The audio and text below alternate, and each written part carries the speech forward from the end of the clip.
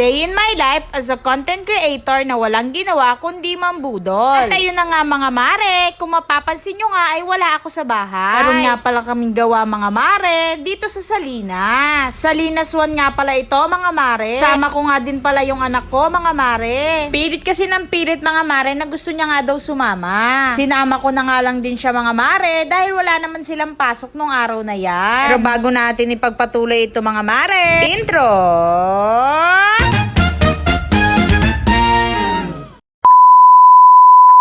Kakadating-dating nga lang namin ito mga mare. Ito nga yung unang araw ng gawa namin dito mga mare, na unang araw din ng pasok ni Bagyong Maymay. Kaya mga mare, sinama ko na nga lang din yung anak ko kasi nga nabuboring siya sa bahay mga mare. Napaswerte nga tayo mga mare dahil meron nga tayong natanggap na gawa. Pharmacy nga pala itong ginagawa natin ngayon mga mare. Di na nga ako natapos sa pag-video kahapon mga mare, kaya ito na nga yung kinabukasan. Maulan-ulan pa nga rin mga mare, pero pumunta na kami sa isa pa naming susukatan mga mare. Oo mga mare, meron na naman nga tayong panibagong tanggap. Thank you Lord. Sa oras nga na to mga mare, pagtapos nga namin mag-almusal ay dumiretso na nga pala kami para magsukat. Dahil nagmamadali na rin kami mga mare, dahil pagtapos nga namin dito ay didiretso na ulit kami sa Salinas 1. Pero sa oras na to mga mare, hindi ko na nga pala sinama yung anak ko. Napansin ko nga kasi sa kanya mga mare, mukha nga na boring siya mga mare. Kaya pagtapos niya mag-almusal mga mare, ang sabi ko sa kanya, wag na nga siyang sumama mga mare. Pagtapos nga namin magsukat mga mare, bumili na nga lang din ako ng ulam galamami. Oo mga mare, bago talaga ako umalis, bago gumawa, talaga nagpapareserve na ako ng ulam. Dahil kung mapapansin nyo nga, itong babae na to, hindi talaga nire-reserve yung ulam na pinapareserve ko sa kanya. Kaya ang ending tuloy mga mare, nauubusan tuloy ako ng ulam.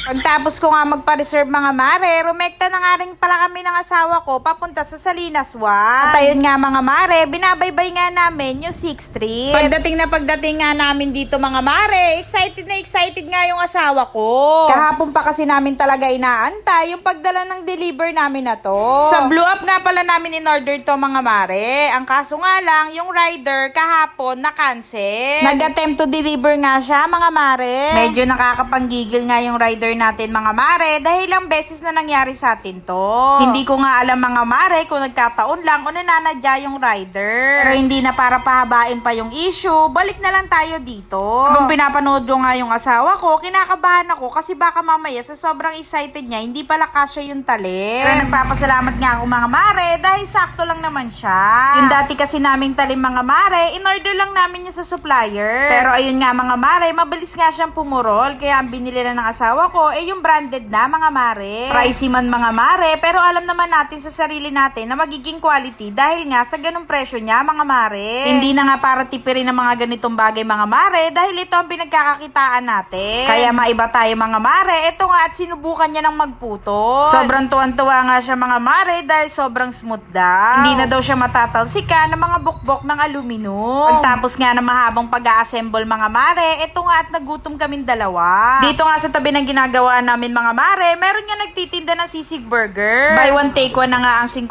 pesos mga mare, kaya pinatos na namin dalawa. Pero sabi ko nga sa inyo mga mare, nakapag-almusal naman kami. Ayun nga lang, kapag sunod-sunod ang ginagawa mo, talaga nauubos din yung kinain mo sa tiyan. Kaya ang ginawa namin mga mare, kumain muna kami ng 2 burger. Dalawa kami mga mare. Para naman kahit papano, mabawasan yung kuro ng tiyan namin bago kami umuwi mga mare. Pero in fairness mga mare, kahit na gano'n na lang ang presyo niya, talaga namang masarap din yung pagkakasisig at crispy ng sisig niya. Kaya kung mapapadaan kayo dito sa Salinas 1 mga mare, huwag nyo nga palang kalimutan na mag-try kasi masarap talaga siya at hindi kayo mabibigo mga mare. Sa part nga na to mga mare, ang sabi niya one bite niya nga pala yun. Ganyan ang ginagawa niya mga mare kapag nagugustuhan niya ang isang burger mga mare. Maiba nga tayo mga mare, heto nga tapos na tayo maglagay ng mga SOBC o lock niya mga mare. Natapos na tayo sa una mga mare, dito naman tayo sa pangalawa mga mare. At ayun nga mga mare, dahil patapos na rin tayo dito, binidyoan ko nga siya mga mare sa loob at labas mga mare. Dahil gusto ko nga ipakita sa inyo yung mga natatapos natin dito mga mare, dahil ay lang naman ang mga inaantay nyo, diba?